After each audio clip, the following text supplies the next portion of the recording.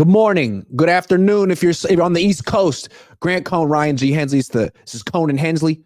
I would call it the morning after show, but that was 2 days ago that they played. So it's 2 mornings later. And we're going to talk about the Packers game, but we understand that you guys are sort of moved on to the Lions. So we're going to give a whole lot of time to the Lions matchup. We're going to talk about the weather because that's always exciting. And we're going to talk about the quarterback and all that. But we need to look back first before we move forward. Yeah. Who did well in this this Packers game was really strange. I mean, Packers controlled the game for most of it. And then they gave it away or the Niners took it back. It didn't play out like really anyone expected it would. But the Niners won. And the Packers are done. So who played well? Who deserves the most credit from this win? I got a few players. Let's start with the offense, if that's all right with you, sir. Juwan Jennings, I'll allow it. You allow it? I'll allow it. Mills Lane. Yeah. I'll allow it. Juwan Jennings, man. I got to give credit to Juwan Jennings. He really stepped up in the absence of Debo, made some tremendous plays, great catches. They even tried to put my running back for a second. He was like, all right, I'll do it. I love that you asked Kyle about that question. That was a miscommunication.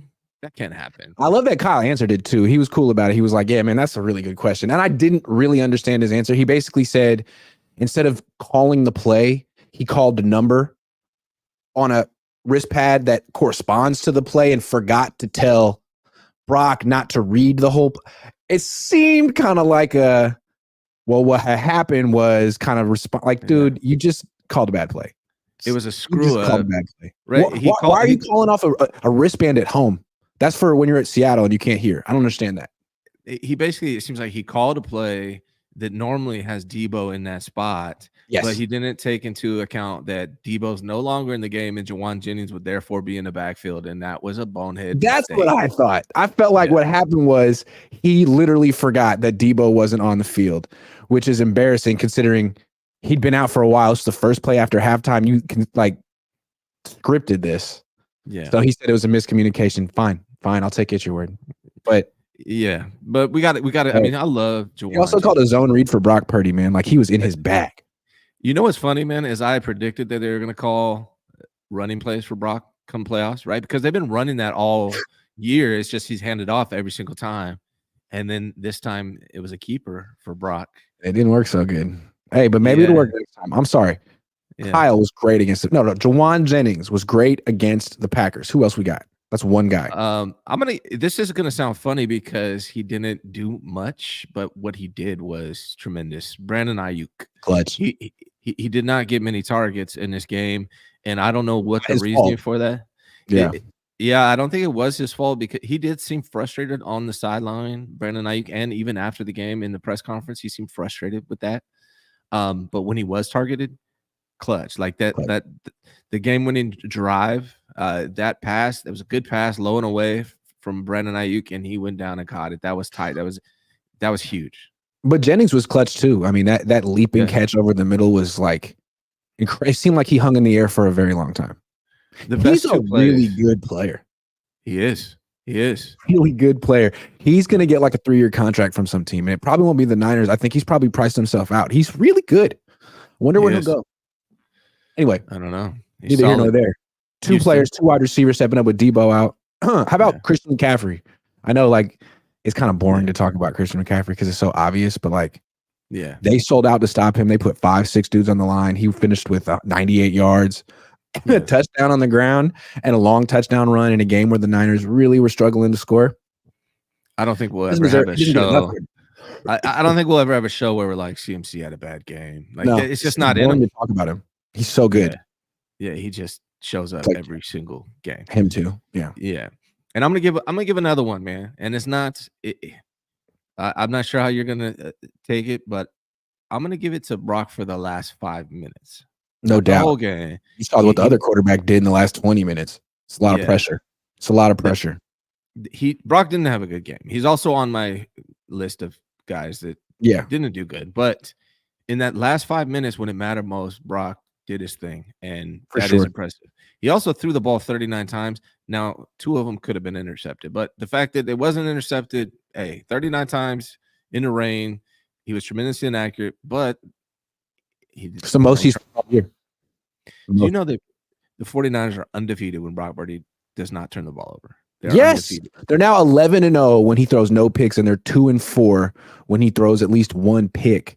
And again, like that's why I really feel like the Packers were a young team that missed their opportunity.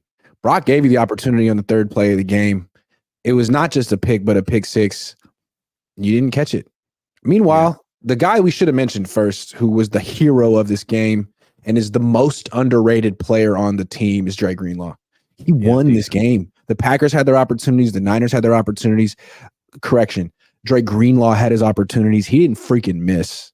And those guys in Green Bay did. Dre Greenlaw has, for a guy who has no accolades, no Pro Bowls, he has some of the most important, iconic moments in this era. Yeah, absolutely. Yeah, and he did it again. Dre Greenlaw, 2 interceptions. And it wasn't just his interceptions, although that was probably the difference of the game. But he made some tremendous hits on dudes and like really made you think twice when you're going up against the Niners. He's that guy that makes you question, your confidence running against the 49ers or playing against the 49ers, because you got to keep your head on a swivel if Dre Greenlaw is out there. Dude, without Dre Greenlaw, that defense is – I have to cover this team, so I'm going to choose my words carefully, but kind of soft. Like he's the violence. He's the thing he's the player that makes you think twice. He's so good. He's underrated. And I want to go on a little tangent about Dre Greenlaw right now because he won the game for them. That second pick won the game, and everyone on the team analyzing spent most of their time talking about how he wouldn't go down. Okay, yeah, he should have went down. But like, I feel like the whole discourse was, there's that Dre Greenlaw, man. He doesn't have the highest football IQ. Sure, he can run and hit, but boy, I mean, it's like, no, dude. Have some respect. He won the game for you. Talk about that. Like, don't give him this backhanded compliment. Oh, that's our little brother Dre. Like, he's good, but you can't really trust him. I don't like it. And there's so much reverence and respect for Fred Warner and Nick Bosa and like 7 or 8 guys in this team. Dre's in that group. He should be in Cabo. Someone get him a ticket. I agree. Because they don't. I agree. Dude, if they ever win a Super Bowl, it's going to be because of Dre Greenlaw, man. He needs to be at every Cabo. He needs to be at every freaking vacation. He's so important. He's the clutch guy. If you don't have Dre Greenlaw against the Seattle, and when he stops them at the half-inch line, they don't win the division. They don't win that, right? If you don't have Dre Greenlaw in this last game, they don't win that game. No. That's how important Dre Greenlaw is, and people do need to acknowledge it. I want to give you, though, another. This was the Dre Greenlaw game. Remember? Sorry, I keep cutting you off. I'm just so super excited about Dre Greenlaw. Remember the last game at Candlestick, how it was the Navarre Bowman game and he had that pick? Yeah. Greenlaw's putting himself in that Bowman category. I don't know. I think he's super underrated. And he has moments like Bowman had. Bowman had moments. They're similar, man. Bowman was also that guy that was. He broke up that past NFC Championship game going to Roddy White. Yeah. I was there. Yeah. Yep. He was that guy. Yep. Yeah. And he was kind of overshadowed because he wasn't Patrick Willis. But then people were like, is he almost as good or better sometimes? Maybe. It's the same thing you got with Greenlaw and Warner. Yeah. Oh, yeah. Let me give you, though, a Dre Greenlaw Jr., man. Diamador Lenore. Oh, yeah. When did this dude become like the second most physical player on the defense? Love him. He is, man. He lit that. I don't know who that was. I can't remember, but he lit that guy up. He did the same thing against the Eagles. He is the second most physical player on this 49ers defense, man. Like, at least from a hitting standpoint. I want to give Brandon Ayuk credit for the development of Diamador Lenore. Those two have been going at it for years in practice. And Brandon Ayuk is just not the nicest guy. He's kind of a jerk in a good way. And he just he's kind of a jerk. And you can see it with the way he carries himself. Like, as a competitor, he's not going to go easy on Diamador Lenore. He's going to whoop you and tell you about it in the locker room. And you can see Lenore has come so far to having to deal with that every day. Like, Ayuk's going to let me hear about this. I got to improve. Otherwise, I'm going to, he's going to play me out of the league. So you can see how much tougher he is than he was 2 years ago, Lenore. And there was a drive. I'm trying to remember. I think it was in the first quarter. He was the MVP of that drive for the defense, stopping them. He made like 2 or 3 really, really good plays in the same drive, and it ultimately helped stop them from scoring a touchdown there. So Demo, we got to give Demo a shot. To me, he's the most consistent corner on the team. Charvarius Ward is the best. He's bigger. He has some incredible moments, but he already got paid. He already got the bag. And sometimes I feel like you can tell when he gets challenged by his teammates or coaches, he steps up. But Lenore is on the prowl. He's on the hunt for the bag, and he's really good. That's a good call. What is his contract situation? Now that I think about it. So he was drafted 2020, right? I'm not even going to type out his name because it's too damn long to type out. I'll have to use spell check. Hold on. Like 8 I just did it. Yeah. Okay. He's a free agent after next season. So he's drafted in 2021. So they got one more year of Lenore. He is one of the bigger. He's a hell of a player, man. And those are the kind of players you need, I think, to win a Super Bowl. You need a few of those young guys on rookie deals that are hungry. Yeah. Obviously, you need veterans too. Yeah. That's the Green Bay Packers. They blew it. Yeah. I mean, I think that's pretty much the extent. I mean, Fred had some good moments in that game, but that's the extent of who did well against the Packers for me. Do you have anyone else? I mean, at least Jake Moody bounced back. I can't say he did well, but at least he made a kick that was 52 yards in the rain. You know that block kick of Moody's? That block kick of Moody's, I don't think was going in anyways. It looked really low. It was too low. Left. Yeah. And to the left. To the left. I don't think it was going in, whether it got blocked or not. So I want to make sure I didn't miss anyone. Yeah, is there anyone else? What about Kittle? He had that drop. Oh, yeah. Kittle had a good game. Kittle had a good game. Yeah. But that third down drop almost could have cost them the game. But other than that, that's true. It was a big deal. He had a good game. Terrible outfit afterward. And I felt bad because I said something about his wife. I was like, shouldn't she have told you not to wear that? But she was wearing it too. They had matching outfits. Oh, man. Had I known that, I wouldn't have said anything. But at the same time, I never like it when like couples wear the same outfit. It's like on Halloween, it's like, yeah, cool. Sometimes we'll do it to be petty, the wife and I, like just to piss off. We're a little petty. Sometimes we like. Now that you know that it annoys me, you're going to do it. Yeah, we might do that too. Maybe I think I shouldn't take issue with that. If it makes them happy, it makes them happy. Yeah, the Kittles are really cute. Why would I even take an issue with that? Sorry. I don't know, man. I don't know. It's any of me. Maybe. Yeah. Why don't you and your wife and me and my wife will go out to brunch and you guys wear matching outfits and we'll wear matching outfits. Okay, we'll do denim on denim. Denim, only denim. Just denim. Yeah. Okay, who needs to do better for the 49ers in this next playoff game than they did in the previous one? All right. So let's start off with the players, I guess. But Ambry Thomas cannot play the way he played anymore. They have to figure that out. I don't even know if they should start him in this coming game. That was atrocious by Ambry Thomas. And I don't like picking on guys, but damn it, man. Like you didn't even get beat. You just committed the penalty. Yeah. Honestly, the best play against the Niners defense is throw it deep against Ambry Thomas and see what happens. It's the best play. It's a concern for moving forward, especially if they get past the Lions and they got to go against the Ravens or the Chiefs. That definitely is a concern. So Ambry Thomas, he's. But to me, the biggest concern is that the Niners have made it this far, and from all the weeks of practice and games, they've determined that he's the best option. Like, what does that say about Darrell Luter Jr. in practice or Sam Womack or? Yeah, I guess maybe they wanted Jason Verrett, but even he was good. He's history. Sorry, Jason. Like, there's no other options. That's rough. You know what this reminds me of? When the Niners went to the Super Bowl with Harbaugh and Chris Culliver was just awful in that game.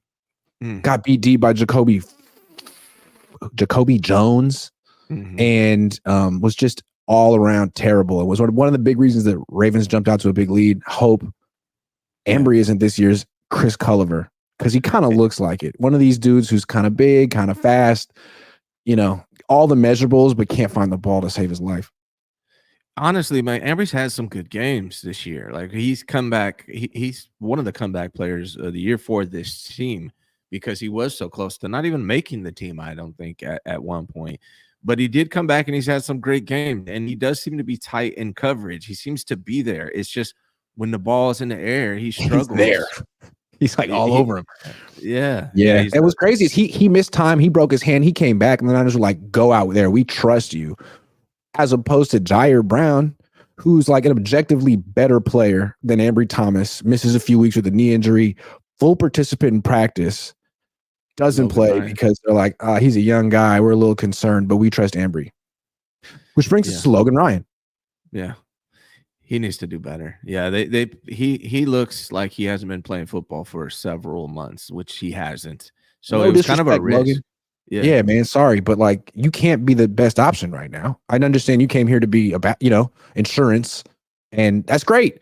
But you did your job. You filled in. You've done more than enough for whatever they're paying you, which probably isn't much. And now it's time for Jair to play. Yeah, I mean, he's a veteran, a Super Bowl champion, and I respect him, but he just looks a little out of it. Like he hasn't been doing this for a while. That's what he looks like, and that's the truth. He hasn't been. So I think for me, Jair Brown is almost cost him the game. That Aaron Jones run, everyone saw it. Like he missed the tackle on that play. It could have been a 5-yard gain. Ended up being a 50+ yard gain because Logan Ryan didn't come through. He was also in the wrong place on that touchdown. The little flat touchdown they scored on, was like they were on like the 5-yard line or something like that. I forget who it was. He was in the wrong position. I don't know if that was a D'Amico thing or what, but he shouldn't have been on the other side of those guys. So yeah, I would like to see Logan do better. Now, here's one that I think leads into a couple others, but for me, man, the whole entire D line needs to do better. I know they had 22 pass. I know they had 22 pressures. Great. They are too good they are too talented of a defensive line not to be stopping the run better than they are. They gave up 109 yards to Aaron Jones, and B, not to be getting home and actually getting sacks. And this D line is too good. It's been the anchor of this defense for years, and they're not playing like it right now. And it's not like they're trying to contain these quarterbacks in the pocket. They're trying to pressure and sack them. This is not what I've been saying. Like, hey, just keep them in one spot. They're trying to get there. And this week they got Jared Goff, who you don't need to contain. Jared Goff, you need to knock off his spot. He's trying to beat you from one spot. Right. Can you knock him off that spot? Because if you can't, he's going to throw for like 400 yards. Right. Yeah, Jared Goff is a little, but we're going to talk about them later, but Jared Goff is not as bad as people seem to make him out to be. Like, he's been very consistent. He's been the most consistent quarterback in the NFL over the last 2 years. And is he worse than Kirk Cousins? I don't think so. And Kirk Cousins made it look easy against the Niners this year. Made it look easy. He's without freaking Justin Jefferson. He's had 4,500 plus yards over the last 2 years. There's no other quarterback in the NFL that's had over 4,500 passing yards over the last 2 years. It's Jared Goff. He's consistent, and I think Niner fans better be ready. But as far as who needs to do better, when I talk about the D line, I'm gonna throw Wilkes out here, and I got one more after this. But Wilkes has to do better, and I feel bad for him because he was thrown under the bus. They made him come down to the sideline, and I almost feel like they took a little bit of his freedom and his ability to be creative, right? Nick Bosa, the whole team comes out. We rush 4 around here. That's what we do. So basically, call it the way we want to do it. But he's been doing that, and they're not getting home. And so to me, Wilkes has to figure out a way. Yeah, who's the coordinator on this team? Is it Bosa or is it Wilkes? Right. And so ultimately, like, he's responsible for that. I didn't like when they threw Wilkes under the bus, but this D-line's not getting home. They got to get more creative. I watched D'Amico Ryans just dial stuff up left and right. Right now, to me, D'Amico Ryans looks like a better defensive coordinator than Steve Wilkes, if I'm being 100% honest, because if you watch Wilkes in that game last weekend, and they lost, obviously, that was a really good team they went against, but man, he was coming at them left and right. And last year, D'Amico had way more sacks than the 49ers have this year with Wilkes. He's got to get creative and figure out a way to free up these guys. They're too talented. Nick Bosa's getting double teamed the whole entire time. Run stunts, do something. But you got to figure out a way for these guys to get home if they want to win the Super Bowl this year. I got another guy, Chase Young. Yeah. Man, when they traded for him, people acted like that was it. Lombardi guaranteed. That was the missing piece. He had a couple good games, and then he became invisible, and then he was quite visible against the Packers because every time they had one of those long runs around the edge, you went back and watched the replay. It's like, oh, okay, who gave up that? 92. 92. And it's like 92 getting blocked by a wide receiver. 92 getting completely pushed out of the play by a tight end. It's like 92 not really playing that hard. 92 showing everyone why Washington didn't want him anymore after spending the number 2 pick in the draft on him. Like, man, Cleveland Farrell isn't coming back. Randy Gregory isn't the answer. You're in a contract year. You're supposed to be this do-it-all top pick. it seems like the issue with you is just effort. And you had this issue in Washington, and the Niners thought that you would be different here because it's a playoff team and Nick Bosa will keep you in line and it's a contract year, but it's the same. Yeah. You can't do that because the Lions are really good at running the ball. And if they beat the Niners with their run game, people are going to be looking at you, 92. So, yeah, we're going to talk about the Lions in a sec too, because there's a lot to get over with the Lions. I agree with you on the Chase Young thing. When I watched the Eagles game, that's when I really saw it clearly, and I've been watching him a lot since. But there are plays where if he doesn't get to the quarterback on his first try, or he doesn't get to whoever has the ball on the first try, like he dove for Jalen Hurts. He dove for Jalen Hurts, missed him, and he just slowly stood up and stood there and watched the play continue. He had another 4 or 5 seconds of football, and he just stood there. That can't happen. He doesn't. But I think that's informative about Chase Young when they're deciding whether to bring him back or not. Like, if that's how he plays on a Super Bowl contender with Nick Bosa on the team and it's a contract year, then that's just who he is. And you needed to know that, and now you can go get someone else next year. Yeah, I'm glad you brought him up. I wasn't going to bring him up. I was talking about the D-line in He feels like a liability right now. He's not getting home as a pass rusher, and as a run defender, like, that's where I'm going. There. Yes. Where's 92? And you saw they started moving Bosa around. It's like, yeah, like they're targeting 92. Hide him.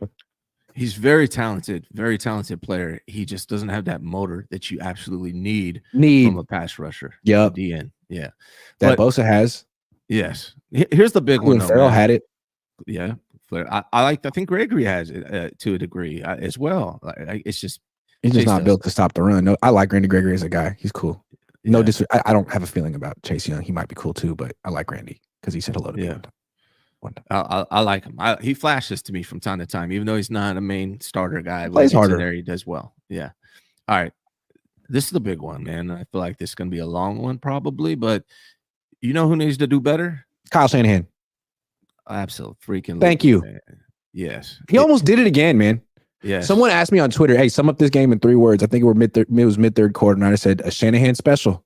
And people, I mean, a lot of people felt that one. Yeah. Come on, dude. What had happened at the end of the first half? What was that game plan? Let's start before that. Let's start before that, Grant. Let's start in practice. Yeah. Why the hell do you not practice with a wet ball when it's going to be raining? Explain that to me first. I'll never understand that. We've asked him about it too, and he flatly says he won't do it, and then he just doesn't feel the need to really explain it. Just says he doesn't believe in it. He says like he expects, like he's more concerned with the execution under good conditions being the priority. Well, guess what? You played in the rain, brother. Like, how do you? I've been a coach for basketball. I coached for a long time, 10 years. I never, ever once expect my players to perform well at something that they haven't worked on in practice. Thank you. You got to prepare them for everything, man. Not just the coverages they're going to face and the fronts they're going to face. What about the elements they're going to face? Because the other team's going to prepare for it. It doesn't make any sense, man. Like, even if it's 15 minutes, take 15 minutes out of the practice and work on that. Keep Brock Purdy after practice for 15 minutes and just have him throw wet balls. Do something. But like to just ignore that's another thing too. It's not just on Kyle. Like Brock, you could take this upon yourself. You're a professional football player. Stay after practice and do this on your own. True. Someone needs to. I mean, you don't need to be told to do this, Brock. But yeah, Kyle, this is on you too. It's on both of you. So that's the start. And here's the other one, which he refuses to practice. 2-minute drill. Why do you not practice a 2-minute drill? Every coach at every level that I've ever heard of practices. He said he did, though. I asked Kyle Shanahan about this, and he said he does, and he does it on Wednesdays, which is weird because Kurt Bankert said they absolutely don't, and he was on their practice squad. And was weird when they're in those situations when Brock's on the field, they never go hurry up, they never go no huddle that I can see. But that one time when Brock got hurt against the Ravens and Darnold came in, then they went hurry up.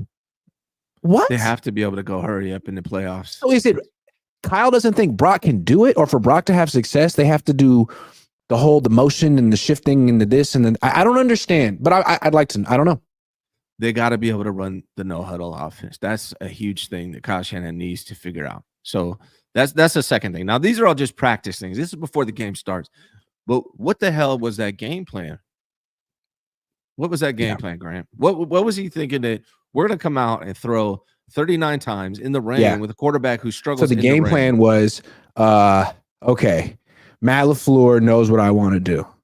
I want to run the ball. He knows I want to run the ball. He's going to put 5 and 6 on the line so I can't run, or so that the look isn't favorable for me to run the ball. And instead of me forcing the issue, I'm going to drop back and throw because I'm going to have favorable looks to do that, even though that's exactly what the Packers want me to do, because they want Purdy to throw as many times as possible. They want to take me out of running and play action, and I allowed it to happen. I let them dictate the terms and try to win that way anyway, which is the hardest way possible for me to win. I don't understand what he's thinking, man, but it's so predictable. He won't lean on his strengths. He always wants to counter. He's a counter puncher. It's a freaking counter puncher. No, dude, you're the 1 seed. They're the 7 seed. Punch them in the face. Right. Don't wait for them to throw, but you're the counter puncher. Oh, I got to see what they're going to do. Oh, man. You know what remind me of? Remember when like 15 years ago when the Warriors were in the playoffs against the Mavericks and they were the 8 seed. The Mavericks were the 1 seed and the Warriors went small and Avery Johnson blinked and went small too to match up. He took Dampier off the field, off the court, and moved Nowitzki to center. It's like, dude, you're countering the 8 seed? Why? That was a dangerous game plan. It's a mental game too. Like you just gave up the edge. You're letting them dictate to you. Why? He came out with the same game plan against the Packers that he had against the Ravens, where Brock Purdy threw 4 interceptions and they got their ass kicked. That was his game plan versus the Packers. And it almost happened. Third play of the game, it should have happened. It could have happened. It was very bad miscalculation. He overthinks shit sometimes. There's more too. There's more too. So like, why were his runs also lateral? Why? So they start the first play of the game, right? Shotgun, which already it's like, why? Why are you doing that? That's not you on first down, first play of the game. Outside zone to the right from the gun.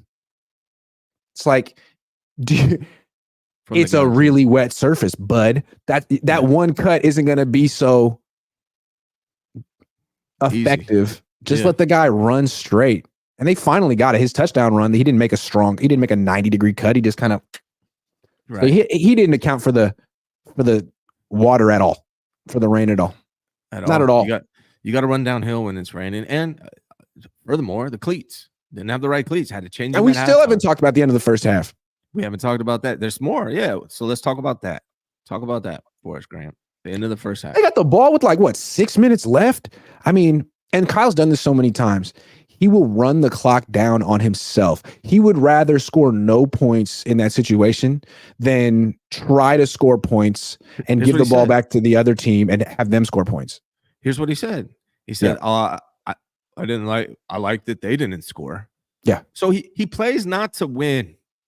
Well, remember, he always wants to defer. He always wants to defer. He always wants to get the ball second. The idea is you get the last possession of the first half and the first possession of the second half. And I think that's the most important thing for him to sort of double up there.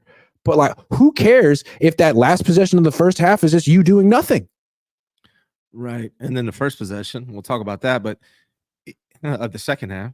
But he literally, this guy plays, he's the most conservative head coach, I think, in the NFL. He plays not to lose. He doesn't play to win. He doesn't, and he's facing Dan Campbell, who is the exact opposite. Correct. This coming week. So he's got to be better. You're the offensive genius. You have this great offense. You got all these weapons. Use them. Go score a touchdown. Quit running out the clock and being worried about what the Packers are going to do. Do what you want to do. Be the hammer. Quit being the nail. Go score, dude. It bothers me, man. I don't understand why he continues to do this. Other than that, I mean, I think that pretty much sums it up. He was not good in this game. You could give him a D. I mean, he really got out coached. At least he got it together at the end. Brock, to the whole team, got it together at the end. Or Jordan Love melted down so spectacularly in a way I haven't seen in a while. And I'll give him a pass because he's young, but man, it made me look at him differently. Like that last throw he made, I'm like, what the hell? Remember Happy Gilmore whenever he does something bad, that one guy, Lee Trevino, I'd be like, there was literally nothing there. There is nothing there. Literally. That was the dumbest pass. They had timeouts, throw the ball away. It was the Lee dumbest Trevino. pass. Remember when was it Chubbs falls out of the window? Yeah. Lee Trevino's just at the bottom, like, what'd you do, Happy? Yeah. Jordan. No. There is something though, Grant. Like even at the end, right? Now his play calling worked. It worked. What he wanted to do worked. And Brock Purdy played great the last 5 minutes. But his strategy was run the clock all the way down, and we're gonna score on this last drive, and we're gonna win. That is a little risky too, because if it doesn't work out, you have no more time. A lot of teams would be aggressive there and try to score as quickly as they can, because if they don't score, then they know they can get the ball back and try again. So it was a little risky. It worked out, but it's the same mentality. It's like he doesn't trust his offense or his defense. Yeah, I don't understand him. I don't know. He's got to do better. He's got to do better. Okay, let's do some prize picks before we get into Brock Purdy. Just a second. Got to put the all right, here we go. Prize picks. So we could do Niners, we could do quarterbacks, we could do running backs. How do you want to slice this one up? Whatever floats your boat, sir. We can do it either way. My boat. Yeah, let's float. All right, let's boat. do some quarterbacks. How about that? All right. Let's do the 4 quarterbacks. Starting with Purdy. 261.5. 261.5 against Detroit. I'm gonna go over, and here's why, Grant. That if the only real weakness on this Lions team is that passing defense. That's how they're gonna have to pass in order to win this game. I really believe that. So I'm gonna go over for Brock Purdy. Okay. You're good at this game. I don't argue with you. I just take your answers and take all the money. Lamar Jackson. 59. No, that's rushing yards. What? No, hold on. That's great. Pass yards. Okay, here we go. Lamar Jackson, 212.5 against Kansas City. 212.5 is that what is that 249 up there? That's passing yards. Why does it say 212? Yeah, but that's like the goblins and demons thing. I don't really know how it works. I don't like playing it. I like doing the more or less game. I'm gonna say less on Lamar Jackson. Me too. This Chiefs defense. The Chiefs are good defense. He's gonna be running a lot. Yeah, I agree. All right, Jared Goff, 254.5 against the Niners. I'm going to say less. I think they're going to be running the ball a lot. I think they're going to run the ball. I don't know, man. That's tough, but my gut says less, but barely less. I think they're going to run the hell out the ball. They're going to try. Remember, my rule is to never disagree with Ryan because he's always right. No, I was going to say more, but I see what you're saying about running the ball. We got one more, right? Mahomes. Okay, Mahomes. 248.5 against Baltimore. I'm gonna go. Here's what I learned with Patrick Mahomes, and until he proves me wrong, I never bet against Patrick Mahomes. It's the truth. I've been saying it all week. You don't. Yeah. You don't do it. It's a mistake. He might be the greatest quarterback of all time. It's hard to say. Yeah. It's a little early to say it, but he might be. Yeah. I'm gonna say more. Like I got all 4 of my predictions right for the divisional round for the games. And the reason why is because I'm not going to bet against Patrick Mahomes. Not yet, until he shows me there's a reason to. All right. Should we get a couple like bonus ones? We got a couple. Okay, let's get some kickers on here. Harrison Butker. 1.5 field goals made, more or less. Field goals? Yeah. No, can we get Moody though? Hold on. Oh, man. You know I want that Moody for Moody. Yeah. Jeez. You know, at some point that one of these games is going to come down to Moody. Hell yeah. Let's get Moody right now. 7.5 kicking points, more or less. Wow. That's a lot of points. It is a lot of points, but that includes extra points. Oh, snap. You see that? They just changed the projection for Brock just now. Oh, my God. We got to edit our entry, bro. 268.5. It just went up like 7. See, they saw us picking more, and they're like, let's. That was shiesty. That was shiesty. Hey, man, it's a shiesty world. I don't know, man. That's in your toes. That's pushing 268. How you feel now? Should we go less? Because the Niners should be running the ball too. Well, we'll talk about it. I'm gonna let you take it. I think I'm gonna leave it, man. All right, let's leave it. Moody, 7.5 kicking points. What is that? Let's do the math on it. They score 4 touchdowns. That's 4 points. 4 points. Plus 4 touchdowns and a field goal. That's 7. I'm going to say under. Okay. Yeah. All right. One more, just for fun. Sam Travis Laporta. Kelce? Sam Laporta. 47.5 receiving yards, more or less. I'm gonna say more, man. That guy's Me too. He's good. They go to him a lot. Yeah. All right. Let's put in 40. No, 50. 50 to win 1150. And that's Lamar Jackson less on the pass yards. Jared Goff less. Mahomes more. Purdy more. Although that's fluctuating. Jake Moody less and Sam Laporta more. Boom. Boom. Dude, they did it again. They're watching us. Mahomes just went down. Oh, I'll take it. I'll take it. Thank you very much. Thanks for Easy the help. money. Yeah. That was fun. That was exciting. Prize Picks is active, man. It's active, that's the thing about Prize Picks, dude. Yeah. Yeah. Hey, hold on though. Before we move on, if you want to play, you got to use that promo code Cohn, COHN. If you don't use that promo code Cohn, we can't be friends. That's it. So you got to use the promo code, get that 100% deposit match up to $100. Thank you very much. Yes. Okay. So we talked about Kyle for a very long time. We need to talk about Brock Purdy's Achilles heel, fatal flaw, kryptonite, his kryptonite. Let's call it his kryptonite. He's a little Superman out there. There's nothing he can't do until there's a little bit of precipitation and then it all comes crumbling down. Is that the pattern that we're seeing? I mean, it doesn't even have to be a torrential downpour. It just has to sprinkle. A light drizzle takes him out of his game. Is that where we're at? And is that a concern for someone we're looking at as the next franchise quarterback for the 49ers, someone who will be here for 10 to 15 years?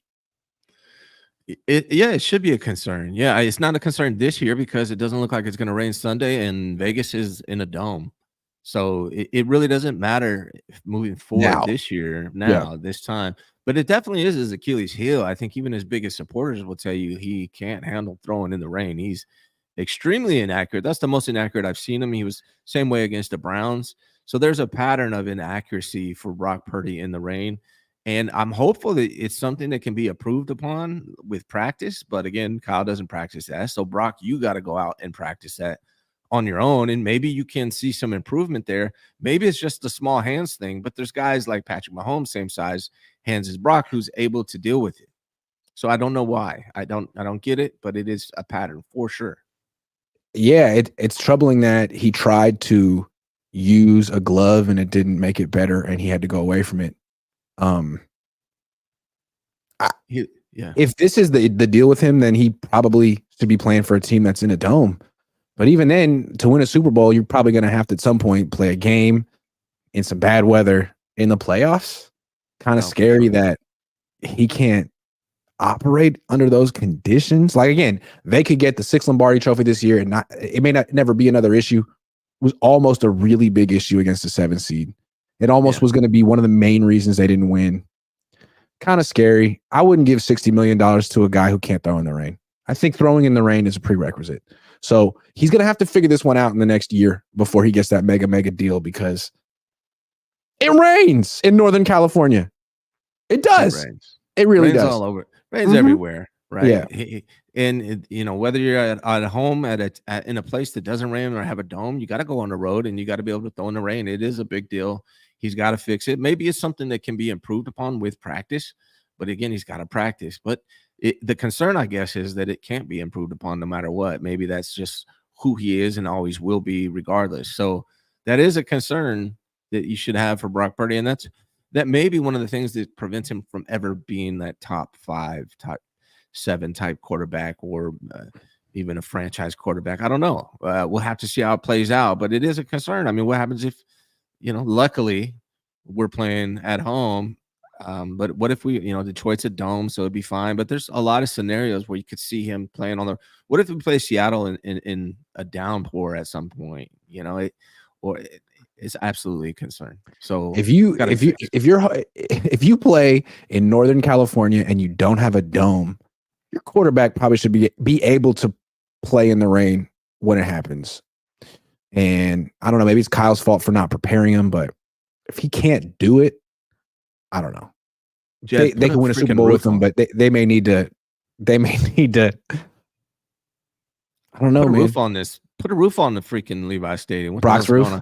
Yeah, Brock's roof. We'll name it Brock's roof. Yeah. Maybe that's what they got to do. maybe just make Levi's a dome. All right, let's take some super chats. It's been like 40 minutes and I've taken none. City Burt, did Greenlaw have the -9? What was he doing? The -9? What are we talking about? The spread. So people are still mad at Greenlaw. Just say thank you. All right, never mind. He got excited. Wanted to score. Zach Rivero says if they play like Green Bay, I don't even want to go to the Super Bowl. If they play like they did against Green Bay, they're not going to win, so they won't go to the Super Bowl. Yeah, because it's Nick for real says only a genius would call 30+ passes in the rain. He let the Packers counter. He let the Packers dictate. Excuse me. Adrian Garcia says just want to clarify to lots of pretty haters. Can I just say something before I finish reading this comment? Yeah. Are there Purdy haters? Do those people exist? I'm supposed to be one, according to a lot of people. I'm supposed to be one. I'm not a Purdy hater. I know him personally. I both like him personally and as a quarterback. I think he's a very good guy and a very good quarterback. Who is the Purdy hater people talk about? Does he have doubters? I haven't heard. Everyone agrees that he's a good quarterback to very good. Yeah. Somewhere between top 15, top 10. I would say he's a top 10 quarterback. Does that make me a hater? If you don't, apparently to some people, if you don't say he's Joe Montana, you are a Purdy hater. And I'm not going to go there. That's ridiculous. I need some Super Bowls before I go to that level. Like Purdy, there were Purdy haters maybe, or there's never been a Purdy hater. He hasn't gotten paid. He's a nice guy. There are no Purdy haters. There are Purdy doubters, or there were. I think at this point, he's pretty much gotten all of his doubters to say, yeah, he's a really good quarterback. He definitely should be starting for this team. The Niners picked the right guy. Still has a lot more to prove, especially in the rain. But Purdy haters. Okay, just want to clarify to lots of Purdy haters that he's only second year. He came in clutch, which Jimmy never did. All the haters are eliminated fan bases with a first round quarterback choker or even worse stack. He did do that yesterday. Adrian, thank you for the donation. I appreciate it, man. But I feel like you're arguing against people who don't exist anymore. He was clutch yesterday, and I would love. Hopefully, that's who Brock Purdy is, because we got to see it yesterday. He's had a few opportunities like that. That was the first one he really capitalized on. True, didn't he? Okay, so Jimmy never did. I remember Jimmy doing it against Green Bay at Levi's. Remember, it was week 3, 2021. Right. He led him all the way down the field, hit use check for the touchdown, and people kind of got on use check for scoring a little too fast, and then Aaron Rodgers led a field goal drive in like 15 seconds or something crazy. But Jimmy did it, and at the time, a lot of people said, Jimmy couldn't do that. Yeah, you have to. It's about what you do over the long career. Like over your career, it's about what you do, not one game, not 2 games. People forget the Jimmy Garoppolo era. They do.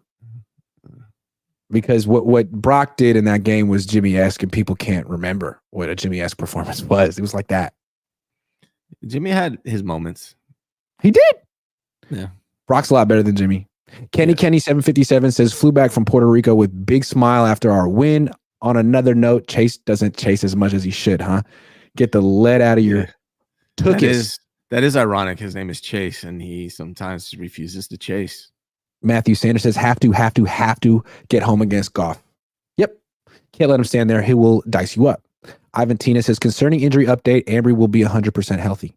Oh, that's mean. That's mean. City Burt, Purdy's kryptonite is rain. He had no zip.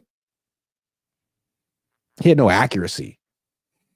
Yeah. Or zip. By Victor 1 says, is Logan Ryan too slow to take over Ambry Thomas's spot? Yes. Yes. He's a safety at this point. Yeah. Official, not a good one. Official BNA Music 88. Sorry. Defensive line got to play better. Love had PNC level confidence most of that game. That D line cost way too much to be game managers. Mm-hmm. I asked Nick Bosa after the game how he would assess his own performance. He was like, mine? I was like, yeah, you. Yeah. And he's like, I gave it everything I had. And I'm like, that's concerning. He tried. That's concerning. Keith Murphy, the unbeaten, says throughout the season, Kyle overused McCaffrey. Then in the playoffs, you're trying to be cute. Kyle, now is the time to overuse McCaffrey. Uh-huh. No. He only likes to do that in September and October. Hey, back up on that Bosa thing real quick. That's the problem, right? He's saying he did his best. And when you watch the film, he is doing a great job, and he's dealing with a lot of double teams and chips. But he's dealing with that because that's what he asked for from Wilkes. They want to rush 4. Okay, well, when we rush 4, this is what happens to you. And that's what I'm saying. He's got to be more creative. And who cares what Bosa says? Dial stuff up for Bosa. Put him in better situations. Yep. Matthew Sanders, Goff, 1 less TD, 1 more interception, 300+ yards versus Brock Purdy this year. Yeah, similar seasons. Goff had a good year. Giovanni Miller, do you believe in the color Super Bowl theory? No. But it was supposed to be red and purple. Yeah, it's supposed to be Ravens and Niners, basically. Well, there's 2 teams that sport red still alive. And that purple is very close to blue. Just saying. When you mix red and blue? Exactly. Purple. Yeah. Jack's Fatboy 65 says Dre for CB2. They need him at linebacker. Josh Wyatt, $10, disgusted by Kyle all night long, but impressed with Purdy on the 5 plays after Kittle's drop on the final drive. Agree. We've always said that Kyle needs a quarterback that can bail him out when he gets in his own way. Agree. I like Brock, and I have more confidence in Brock than I have in Kyle. And a lot of times when people spend a lot of time criticizing or discussing Brock or saying, oh, Brock will get all the blame, we should be talking about Kyle. My biggest worry for the 49ers not winning a Super Bowl has nothing to do with any of the players. Yeah. Brother Bob says Kyle's conservatism truly concerns me. It's becoming a thing. It's been a thing. Matthew Sanders got to tell Kyle, it's all in the hips. It's all in the hips. We're just doing Happy Gilmore references today. Mm-hmm. Shirtless says Purdy has the exact same hand size as Mahomes. Yeah, that's what I said. That's what I said. It doesn't make make sense. Like Mahomes could do it, so why can't Purdy? It doesn't make sense to me. Ezio Sanchez says Greenlaw is a double-edged sword. Love his energy. That same energy can hurt us via penalties or trying to run back for a pick 6 when the game's done, not complaining, happy to have him, similar to Draymond. Yeah. Draymond. I'm not a big Draymond guy anymore. I haven't been for a while. So I like Draymond. Yeah, but at his peak, Draymond was that guy. Yeah. That he's talking about. Keith Murphy, the unbeaten, says Aikman couldn't throw in the rain either. Didn't keep Dallas from keeping him 10 years. They play in a dome. Domage. Dome. The Niners, it's not too late. They can always put a dome on Levi's. It's not like Levi's is nice. Like they could change it Throw up. a roof on it. Yeah, I mean, it's already. Yeah. Maybe you'll get some better crowd noise. Yeah. Jay Smoove says, what's up, y'all? What's up, Jay Smoove? Even though it wasn't Purdy this game, this is the game Purdy needed. We've been waiting to see him under pressure. Sure. Absolutely. Yeah. Fonzie Gonzalez, BP is Bruce Willis from Unbreakable. I like that movie. Underrated movie. Have you seen it? What was No, yeah, I have seen it. What was the movie you told me to watch with Norm Macdonald? I was trying to watch it the other day, but I forgot. Dirty Work. Okay. You haven't Dirty seen Work. that? No. So good. I'll go Revenge watch for Hire Business, and they just do like corny pranks on people. It's so good. Okay. I was trying to remember the other day. I couldn't remember it. So I was like, I'm going to ask Grant. I probably should have texted you instead of talking about Hey, man, Dirty Work. It's got a lot of quotables. It's the only really good movie that Norm Macdonald ever made. I don't understand why they didn't give him a bigger budget. He was funny. Yeah. Hilarious. Chris Battle? I don't know. Chris says, did Purdy use towel in the hand warmer front pouch to dry his hands? I think Love did. I don't know, but we got to really do a deep dive. He was literally, I've never seen a guy in the drop back wipe his hands off, grab the ball again, and then throw it. I've never seen that happen before until wiped his nose. I was like, no. Luis Madera says run defense was atrocious on Saturday. If they don't fix it, Detroit will make them pay. Chase Young needs to step up. Yes. True. John Mathis says, so am I the only one who seen what Lenore brought to the game? He was balling. Compton in the house. Yeah, Lenore's great. Love Lenore. Yeah. Him and Greenlaw. He was on our G. NFL promoted Dom DeSandro more than Greenlaw. Crazy. That's true. That's crazy. Still can't believe that happened. Italian Niner Vito says Grant plays Shanahan in the Mr. Irrelevant movie. Who says no? Love all your content, Grant and Ryan. I'll take it. I like that. Kyle? I want to be Kyle. Hell yeah. Eddie Marcos 916 says Kyle needs to stop coaching scary. That's right. Correct. I'll tell him. Kaliki Carroll, Brock hasn't had an offseason. He needs to stop trying to be a gunslinger. Do what he needs to do to win the Super Bowl. If you win the Super Bowl, who cares if you manage the game? The ring says it all. Oh, I like that.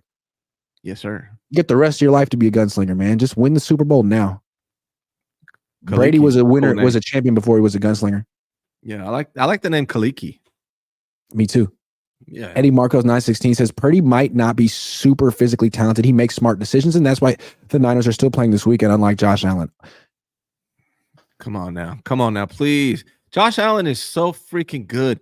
How could people watch Josh Allen play quarterback and not understand how good that guy is, man? Like Josh Also, Allen is Brock on a different does he make great decisions? Brock's very aggressive. He's a gunslinger.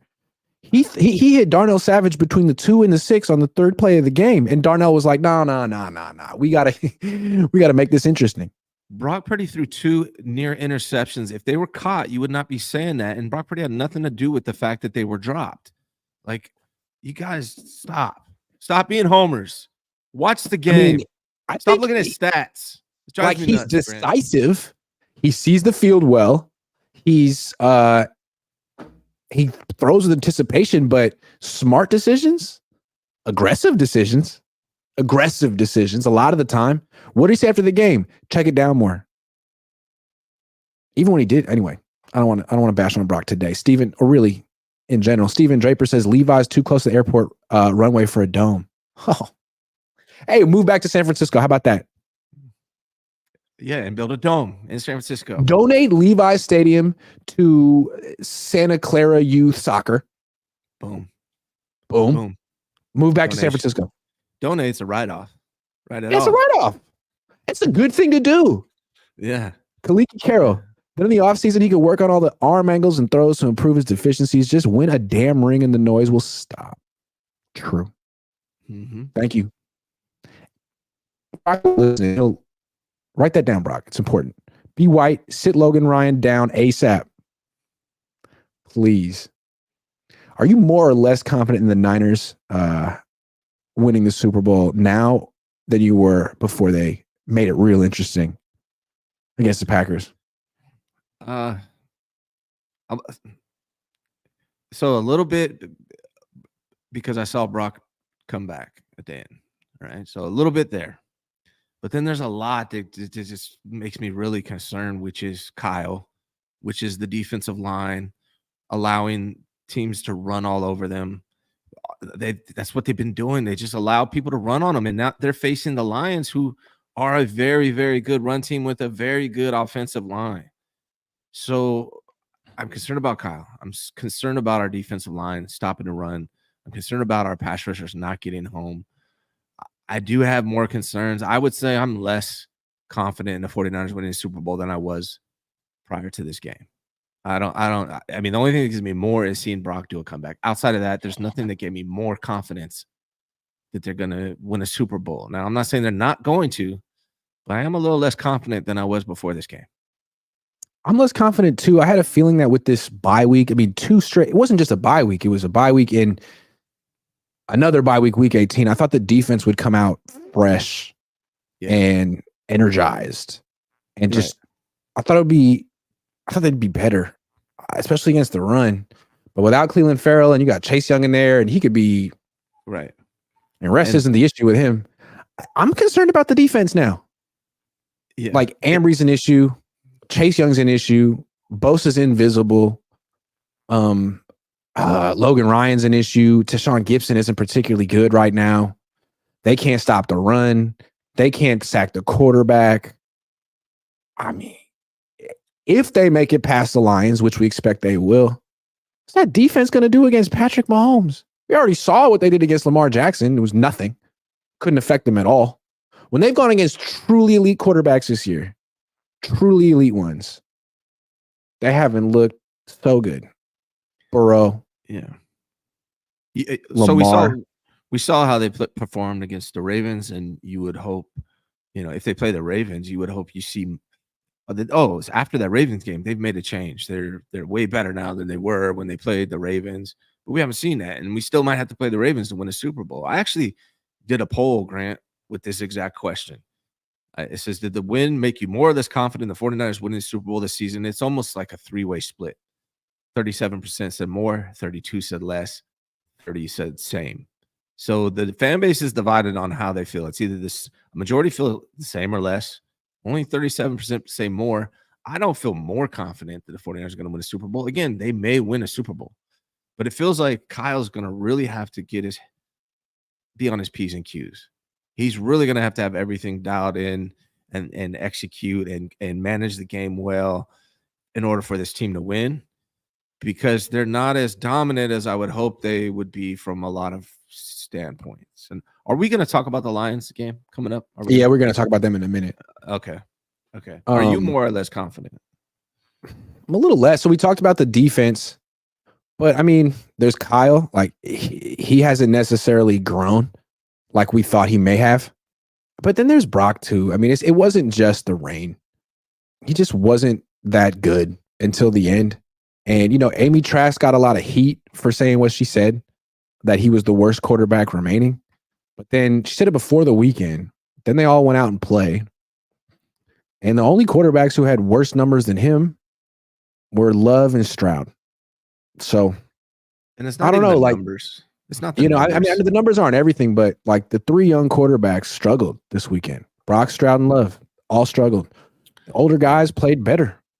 So I know we don't think of Brock as being a young guy, and he's the second time through the playoffs, but it's understandable that they would play. Not the veterans would play better. They've been here. They've seen a lot more. The thing about Brock that's not just it's not just the rain that concerns me about him. It's defenses are sitting on these routes that the 49ers are running. They're anticipating Brock throwing them right. He throws to a spot, not the player. And safeties are starting to anticipate and read that. And it could become a problem. The Ravens just did it perfectly against the 49ers. We saw it a couple times with the Packers this last weekend.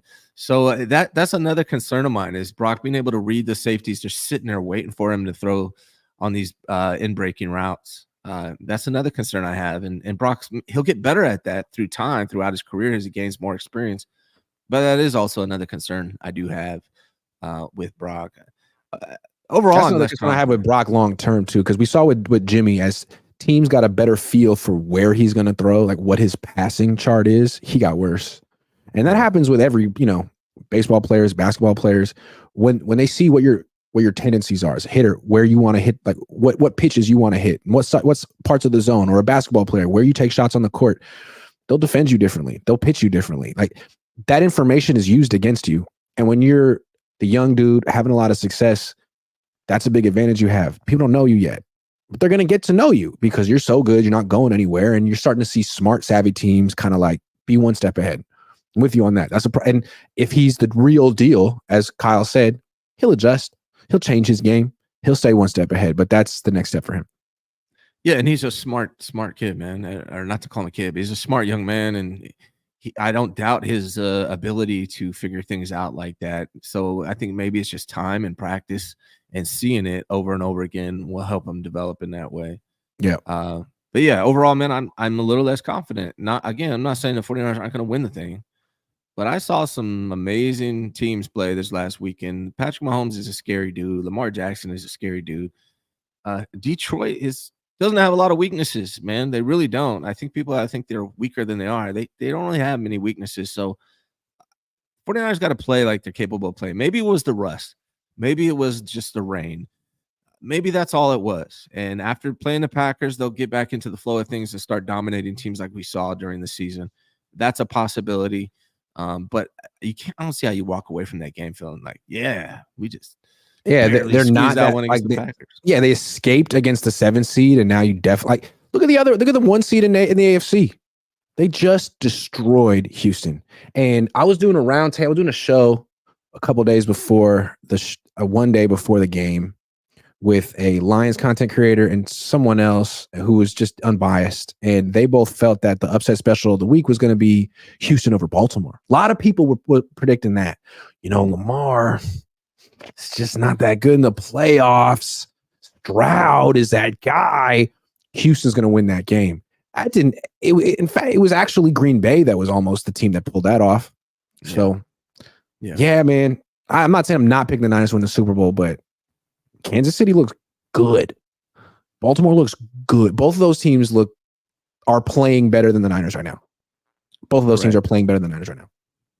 It almost feels like the AFC Championship is the Super Bowl. That game's going to be crazy. I hate to say that. I hope the Niners win this damn thing. I really do, but I think it's natural not to be as confident based on what we saw.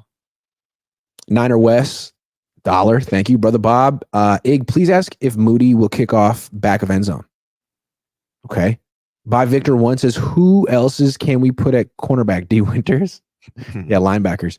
John Gonzalez should get past the lines, but any AFC team worries me. The Packers game was too close. Where the heck is the pass rush? Yeah, man, if that's what the D-line's going to do, you're not going to beat Kansas City. Pacheco and Mahomes are just too good. City Bird says, can you talk special teams? Doesn't look good. They got that long return too. You're talking about Moody? Oh, the return? Yeah. Yep. I don't know. Moody's really my only concern on the special teams. Yeah.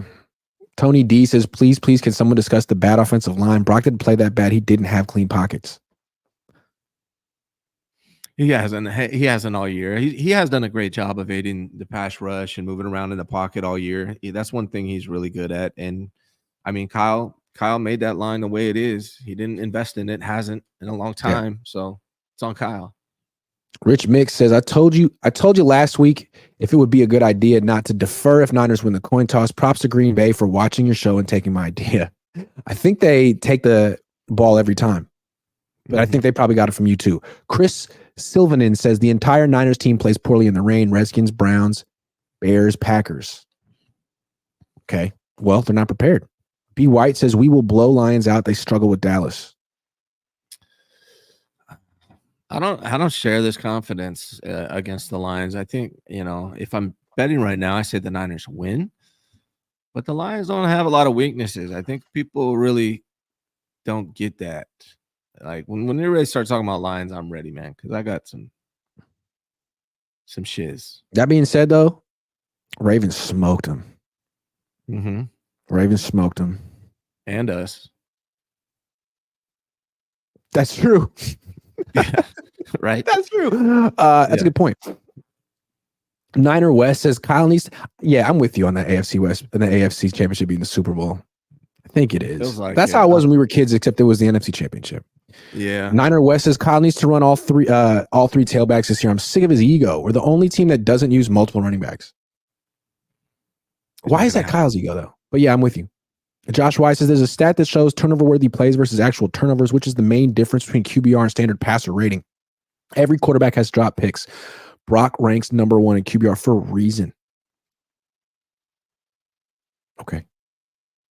All right, Josh. I mean, it's fine. It's fine. Let's just roll with Josh. Yeah, you're falling into it too. Like, why are you trying to convince us? We're with you, man. We agree. Brock's good. We're not arguing with you, Josh. Brock's good. Do you think he's the best? GTC Real says, gotta have patience with Brock. 1.5 season. GTC. I'm patient. I am so patient right now. I'm extremely patient. Yeah. The problem is, here's the problem, GTC. Doesn't that piss you off? And people be like, hey, man, calm down. I'm like, yo, I'm calm. I'm calm. Super calm. I'm calm. You need to calm down. Yeah. I'm calm. I get that on Twitter all the time. Calm down. You're so emotional. I'm like, bro, like, do you even know who I am? I don't really have much emotion in this shit at all. But GTC, the problem is they're in the NFC Championship right now. How much patience? Calm down, Ryan. Can we have? I need to calm down. Can you have some patience, please? Stop being so emotional. GTC, I love you. Yeah. I feel like I can get snarky if you donate $2. If it's $5, I gotta be nice. But $2, I can be a little snarky. GTC's my guy. But yeah, I like so GTC. Emotional. Quit being so emotional. Yeah, GTC. Relax. Eddie Marcos 16 says if the Lions win, Kyle's needs to get fired. He won't, but it'll be an interesting offseason. Yeah. Lau Bolliard says, who do you think is better, Packers or Lions? Don't count the record. I think the Packers playing better. I like that question. That's a good question. Before last week, I thought the Packers were better. The Packers beat the Lions on Thanksgiving. I think the Packers are more talented. I don't even know. The Lions are a bigger threat to the 49ers. They're older. They're more experienced. They're more complete. I think Packers have that quarterback, Jordan Love, who's really very talented. But he melted down. Jared Goff is just as good from a statistical standpoint as Brock Purdy. So if you guys believe in Brock Purdy, as the answer for this team, then you have to believe, like, not hate on Jared Goff and what he's been able to do, because they're pretty damn close. Tony G says Purdy seemed to be himself after the Jennings catch. Prior to that, the ball was coming out a little late and couldn't hit an open receiver, it seemed. All right, Tony. Yeah. Thanks for your observation. Let's talk Niners-Lions. It's not exactly what the Niners wanted. They would have been happy with Tampa. They beat Tampa already. They haven't played Detroit yet. Yeah. Hard to say. I mean, the Niners are 7-point favorites, so everyone acknowledges that they're about a touchdown better than Detroit, but don't know if Debo's going to play. It's supposed to not rain, which is great news for the 49ers. Yeah. What do There's you a think? lot to this. There's a lot to this game, man. So, like, let's first start off with what the perceived weaknesses of the Lions and what the reality is. Everyone says the Lions have a horrible defense. That's not true. They have a horrible pass defense as far as, like, their safeties and their corners. But their run defense is third in the NFL as total yards given up. It's second in yards per carry given up. They have a top 2 or 3 pass rushing defense in the NFL. So that's true. People say, oh, their defense sucks. No, it does not. It's really good against the pass, or against the run, which is what the 49ers like to do. So the strategy the 49ers came out with, passing 39 times, might end up being what they have to do against the Lions to win this game, because they're good against the run. Now, hopefully they come out with CMC and they just run the ball down their throats and it's effective and they're able to do their thing. I would much prefer that game plan. But the Lions do have a good run defense, man. And it's perceived that it's not a good defense. It's only half true. Yeah, the issue is really their coverage. Like they signed Emmanuel Mosley and they lost him. Their number one corner is Cameron Sutton. He's been targeted 91 times in the regular season. He gave up a quarterback rating of 112. Yes. So they're exactly. They got Kirby Joseph at safety, who's really good. He had 3 picks. They have Brian Branch. He had 3 picks. Like you can beat them, but they also have some playmakers on the back end that you got to worry about. Yes. So again, their defense is not great at all. It's bad against the pass, but it's really, really good against the run, which is what the 49ers are known for, their strength. So it's going to be interesting to see when Kyle Shanahan looks at this data, looks at these statistics, does he really go back to the run game like a lot of us want him to, or does he say, look, this is their weakness, we're going to attack them in the passing game like they did against the Packers? And that concerns me a little bit. The other thing about this Lions team that is concerning is they run the hell out of the ball. They might have the best offensive line in the NFL. Hold on, before we go there, look, I just want to stick to the defense real quick. We'll talk about that. Right. So Detroit, I'm looking it up right now. Average passer rating against this season, 93, which ranks 24th out of 32 teams. So not good, but 25th, Green Bay, giving up a passer rating of 93.7. And they just had some success against Brock Purdy. Maybe you're going to attribute it all to the rain. I don't know. But I'm not necessarily counting on Brock Purdy to eviscerate this defense. Right. And that's the thing is, I mean, especially if Debo doesn't play, man, I think that's a big one. I think Debo plays. If he's got to play, man. Like if you're not, will he be Debo Samuel or Decoy Samuel? Either way, he needs to be a Samuel on the field because, right? Like, and this is the NFC Championship game, man. Like if he can play at all, I would expect him to have that urgency. But what if it's one of these injuries that he could make worse, and if he plays and they win, there's a potential where he could not be there for the Super Bowl? Do you just not even worry about that and just take one at a time?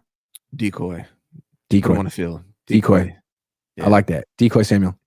Yes. Decoy Samuel. Didn't Mike do that in the Super Bowl with Terrell Davis? He had a migraine.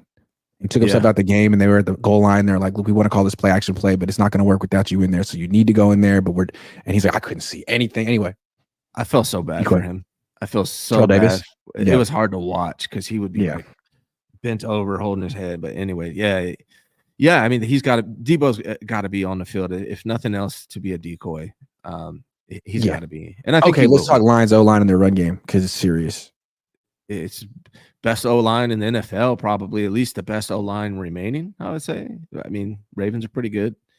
Chiefs are pretty good, but I got to give it to the Lions. They got a really good offensive line. So if you thought the pass rush for the 49ers was a problem against the Packers, they really got to dial it up. Wilks has to figure out some kind of strategy to get Bosa free, because that Lions offensive line is good at pass protection, also in the run game. And the 49ers have been struggling against the run. That's my biggest concern, is that O-line versus our D-line and what that means for Jared Goff's protection and time, as well as these running backs getting off, because they got two really good running backs on the Lions that are no joke. I just want to point out that these teams faced each other week 1 of 2021. Niners won 41-33. Detroit scored 33 points in that game. And that was before they had, I think it was before they had St. Brown. I could be wrong about that, but it was before they had Laporta. It's before they had Gibbs, before they had Montgomery. They're a better offense now than the one that put up 33 against the Niners defense, which was a good defense. Yeah. So this could be a high-scoring game. Yeah, man. That's really this D-line. This is going to be about, we saw what happened last year against the Eagles in the trenches, right? Their offensive line and defense line beat us in the trenches. I'm very concerned about Jahmyr. I mean, the Niners should be concerned about Jahmyr Gibbs. Absolutely, because they should. He's the most explosive running back left. I think he can get to the edge faster than anyone else, and the Niners aren't setting those edges. So Jahmyr Gibbs could beat him. It's a big deal. And Jared Goff is actually really good, really underestimated by a lot of people. I don't know why. I don't understand why. The guys went to a Super Bowl. He's been the most consistent quarterback over the last 2 years as far as production is concerned. He's not mobile like Brock Purdy. He's not going to evade a pass rush like Brock Purdy. But with that offensive line, he doesn't really need to that much. And he can do his thing, man. Like, Jared Goff is legit. Like, the only weakness I see on this line, he's got a much better arm than Brock. He's good, man. People, I don't know why they just write off Jared Goff, but I think he's a good quarterback. He is a threat. He is. And here's the other thing: is Dan Campbell doesn't give a damn. He is going to be aggressive. He is going to go for the win at every single opportunity. And we've seen Kyle; he tries to just not lose. And I think so. Dan Campbell can either cost his team this game because he is so damn aggressive, or he can be the deciding factor that wins this game for the Lions because his aggressiveness, his risk pays off at the wrong time for the 49ers. So it's an interesting game. I think anyone that's thinking this is just we're just going to go in there and beat the hell out of them, I don't think you're really thinking through this. Like, it could go either way.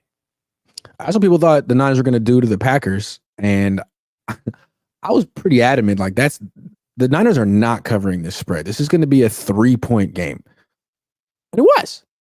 So you were right. Your prediction before the game, I saw that. You said 23, and it was 21-24. 23-20, and it was 24-21. That's the closest I've been all freaking season. I had a pretty good feel for that game. I don't have as good of a feel for this one, but again, 7-point spread. I don't like the feel of that. If they have Debo, they should win. If they don't have Debo, it's anyone's game, is how I feel. But again, like you said, he should be out there if only as a decoy. But if he's only a decoy, man, they kind of need him to play, I think. I don't know. We'll see. The key to this game is going to be the key to all these games. Brock Purdy cannot turn the ball over. And if they're forced, because the Lions pass or rush defense is so good, and they're forcing Brock Purdy to pass 39 times a game, can Brock Purdy do that without turning the ball over? That's going to be the key. The Niners are undefeated when Brock Purdy doesn't turn the ball over. Right. And like, they're 2-4. That's why the Packers game plan made sense. Put as many on the line as possible. Dare Kyle Shanahan to throw as much as possible, and see if you can pick off a passer. All you need to do is pick off one. And statistically against Brock, you're supposed to win. They had 2 opportunities and dropped them. You deserve to lose. You had your opportunities. It's on you. Yeah. It's on you. Yeah, man. It's going to be a tough game, man. I think people are sleeping on the Lions a little bit. I'll get more dialed in as the week continues, and I understand more of what's going on, who's injured, who's healthy, and I'll be able to give more of a opinion and prediction about the outcome of this game. And I'm not saying the Niners are going to lose, but I'm just saying the Lions aren't chumps, man. And people need to realize that. Like, their pass defense doesn't rank well. Like, they've given up 4,200 yards this year and 28 touchdown passes. Both ranked 27th out of 32 teams. So people pass on them a lot. They also rank 11th in picks. They got some playmakers on their defense. Let me just sort real quick by interception. Kirby Joseph is 3. Brian Branch is 3. Jerry Jacobs is 3. Melifano is 2. Cam They got good pass rushers too. CJ Gardner-Johnson's a good player. He has 1. So you could do it, but you don't want to do it a lot. And be careful, Brock. Yeah. My hope is that Kyle does a lot of wide open plays like he's been able to do against other poor defensive teams, pass defensive teams, and it makes it easy for Brock. It's not going to be raining, and we get that accurate Brock Purdy that we've seen throughout the year in those scenarios. So that's the hope. Yeah, and the defense figures out how to get to the quarterback and stop the run. That's it. And Jake Moody doesn't cost him a season. And Kyle Shanahan doesn't outthink himself. And it doesn't rain. All those things. Isn't it funny that like a dome team from Detroit is coming to a dome team is coming here and Niner fans are like, well, I hope it doesn't rain. Oh my God. Like, the rain should favor you. That's a dome team. But golf's not going to rain either. That's one thing, which is surprising because he's from Marin and it definitely rains in Marin. But it's not going to rain. So, yep. True. Yeah. Matthew Sanders, BP, CMC, Ayuk, very similar play to Goff, Gibbs, Amon-Ra. True. Amon-Ra is good. Nick Perez says this year's NFC Championship game should go better without the he who must not be named on our offensive line. He who must not be named. Kaliki Carroll, Ryan, I appreciate your shows. They gives deprived to the monotony of life. I appreciate that you're analysts, not Kool-Aid fans like Stats on why his take was emotionally based. Why does Kyle always overthink? Run the ball. I love Rob. Shout out to Rob. The monogamy of life is a funny thing to say. I liked everything about it. Thank you for the $20, man. I appreciate it. Why does Kyle always overthink? It's his fatal flaw. Rashad White had 55 yards on 9 carries. He did. Mm-hmm. He's a good player. Brother Bob says Hutchinson versus McGiveth is problematic, so help him. Yes. B. White says Dan Campbell is a wild coach. He's very risky. We will burn him on that. He don't get clock management or when to go for it on 4th or kick goals. He's doomed. So he's 12-5.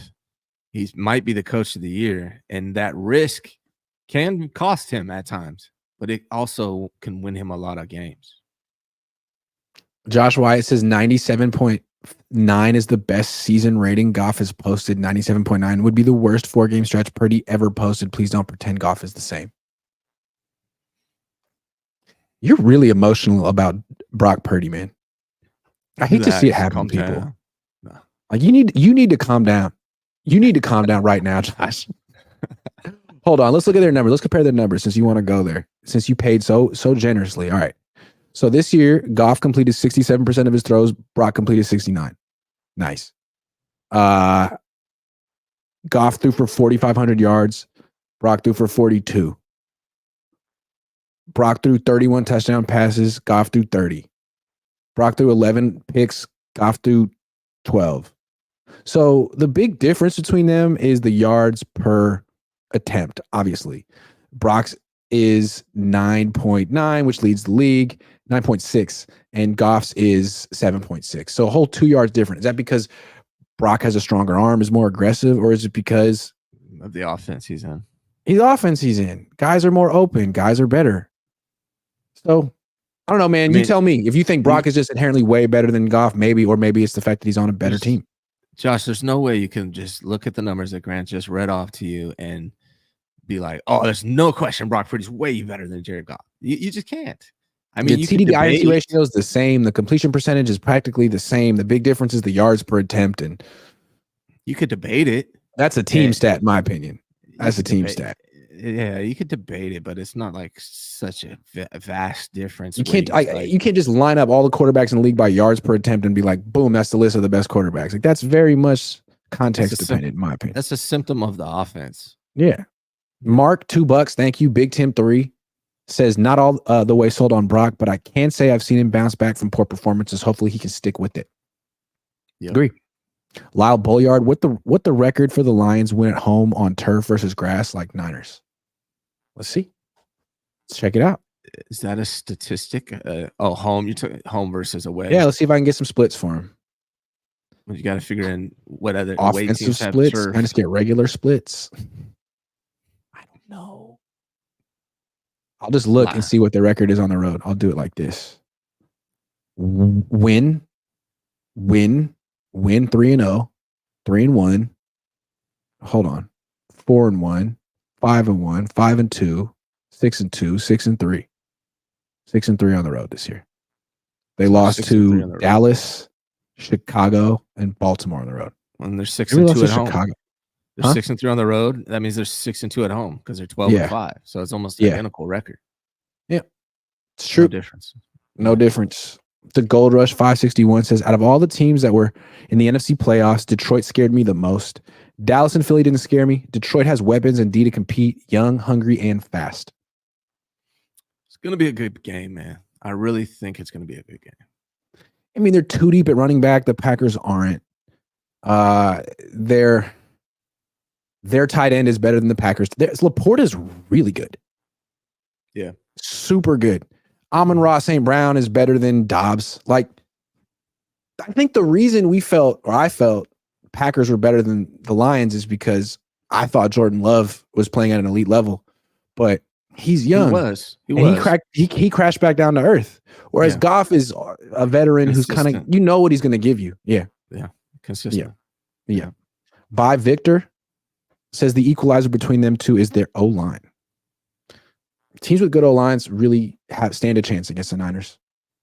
We've seen it. Yeah. We've seen it. All right, this show's gone on forever. Thank you so much, Ryan. It's a big week. It's a big week, and I'm grateful that there's still stuff to talk about. So in that sense, thank you, 49ers. Yeah, a lot to talk about this week. A lot. Yeah. I'll be back later today with Larry, I believe. Got to talk to him.